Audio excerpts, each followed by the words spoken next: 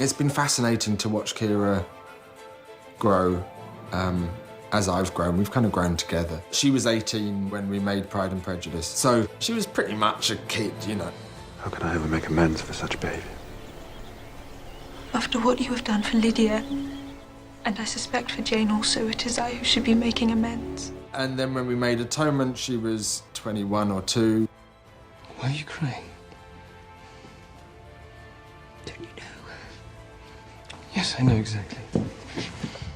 And now, as she matures, she's become this incredibly strong woman and utterly fearless as well. It was those qualities that I really wanted to bring to the screen in this film. The whole process of this has been completely different from any other of the films that me and Joe have done together. Before, he was basing it in reality, and so the homework would have been to go away and really look at the period and what was going on politically, socially at that time period. So we did that for both Pride and Prejudice and for Atonement. In casting Anna, there were no choices. There was just one place to go, and that was to Keira Knightley. I remember the book as being just incredibly romantic. That's what I love so much about her. Dance with me. I'm not used to being spoken to like that by a man I met once at a railway station. She's wonderful to work with. She has a real calmness on set. She has a serenity that she's lovely to be around. She obviously has a very good relationship with Joe and has, worked with him several times. I think he's a sensational director, and the opportunity to work with somebody like Joe is something that doesn't come around every day, so you've kind of got to go for it. Look up and the scene. She works so hard. That incredible attention to detail. I learned a lot from the way that she prepares, She dissected that book. She'd remember, that scene is like that one in the book where she's feeling paranoia. I don't want to hear any more about a divorce or think about it. And she could break it down really, really well. And it's great to have that tool and have that in the back of your mind, that you're so confident and aware of what you're coming into. You behaved badly.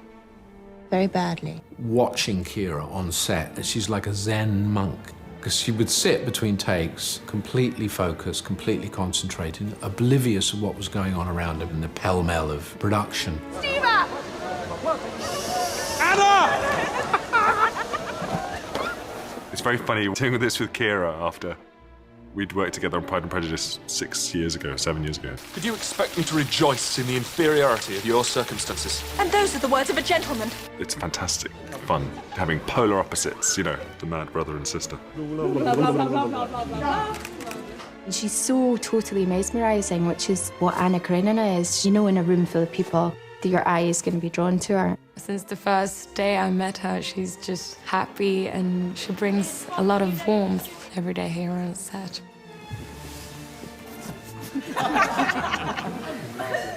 She's obviously explored so much of the character herself, and you can see that she's really embodying the character. I have to tell you. Yes. I have to tell you, you behaved improperly today.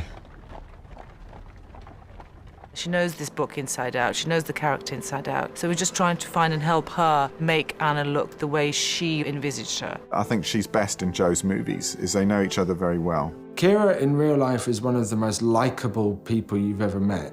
She's incredibly sweet.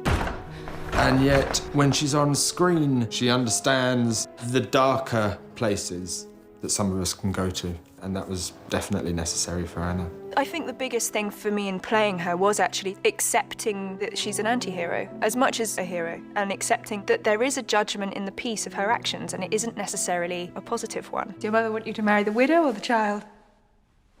Either one. Well, don't joke about it. I think ultimately everybody understands her, and even in her madness, you understand how she's got there, and you love her for it, and you care about her for it. But that doesn't mean that the behaviour is always nice or innocent, because it isn't. Do you think my husband will make you a present of me? Leave him. Leave him and be your mistress? Yes. She understands mental complexity as well. For me, she's unquestionably one of the greatest actresses that we've produced. Mother Sirouche. I would die for him. I won't live like this for him. It's kind of marvellous to see how she has developed as an actor and as a person, from the 18-year-old in Pride and Prejudice to the 26-year-old woman we're now working with. You're afraid. Well, I'm not. My view of Anna Karenina has changed quite a lot, and And a lot of the times I didn't like her. And then again, I've completely understood her and loved her at the same time. And I think that's the beauty of the character, you know, is that you can hate what she does. She's duplicitous, she's deceptive, and yet she's also kind and loving and honest at exactly the same time. It's been fascinating trying to kind of capture all that.